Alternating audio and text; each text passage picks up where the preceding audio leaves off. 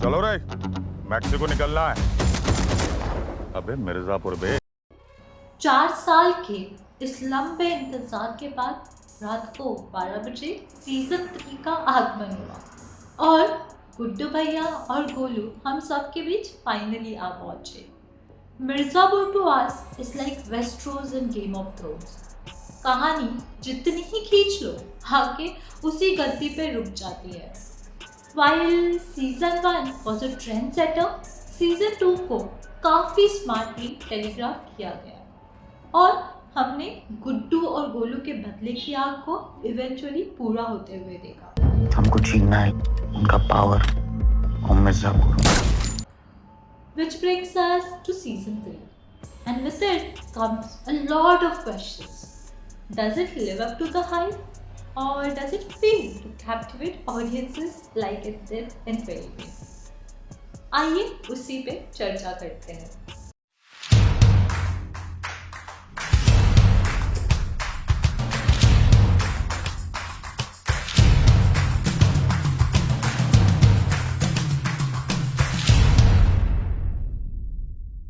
एक बलवान नर और एक चुस्त मादा जब हड़कंप मचाते हैं तो उससे जंगल अक्सर दहल जाता है।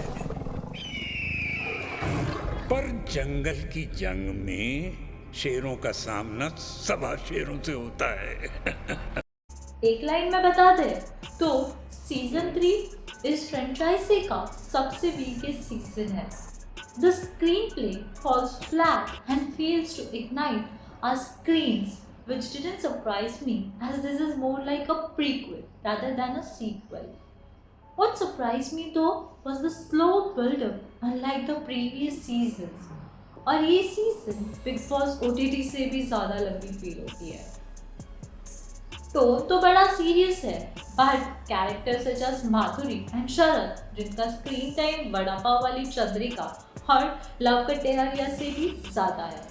They are written as the antagonist of this critically acclaimed series, but never looked menacing, similar to Lilliput in Beast. बड़ी बातें वड़ा पाव खाते। पावर हमेशा गद्दी की रही और मुकाबला दावेदारों का। खेल आज भी वही है, बस मोहरे बदल गए हैं। लोगों के बीच कालीन भैया के प्रति सिंपैथी जनरेट करनी है बस। The allure of Mirzapur lies in how characters evolve amidst circumstances and personal losses.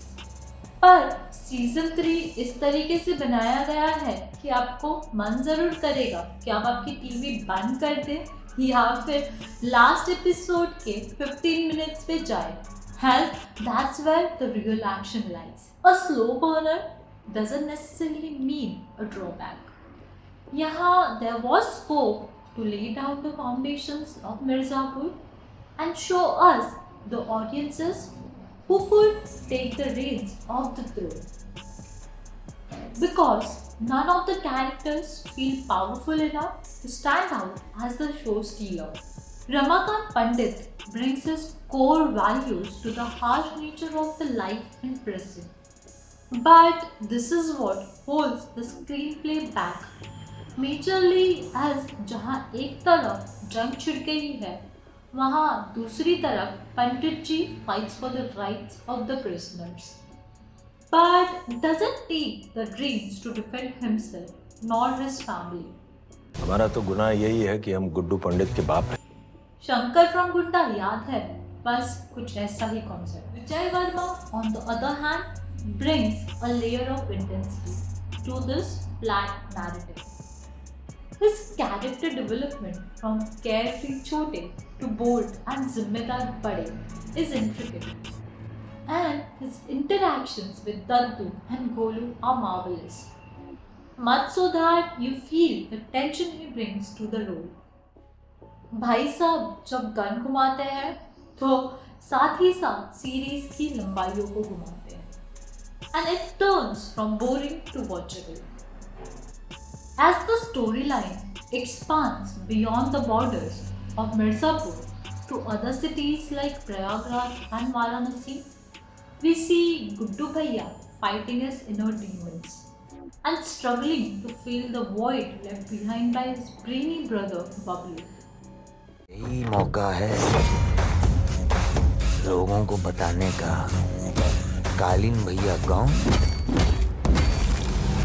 और Guddu Pandit on. His pursuit to the throne is intense, and there is glimpses of the old maniac in certain sequences, such as the scene where he strikes a deal with the Nepal kingpin. But these are far too in between, and seeing Guddu Bhaiya in his old self is like a bullet trip to Ladakh. जाना सभी को है, but हम जा नहीं पाते हैं. The dynamic that he shares with Golu is intriguing. But much like the narrative, it doesn't get a chance to flourish. ये समय वायलेंस का नहीं, कंसोलिडेशन का है। वायलेंस on my USP है।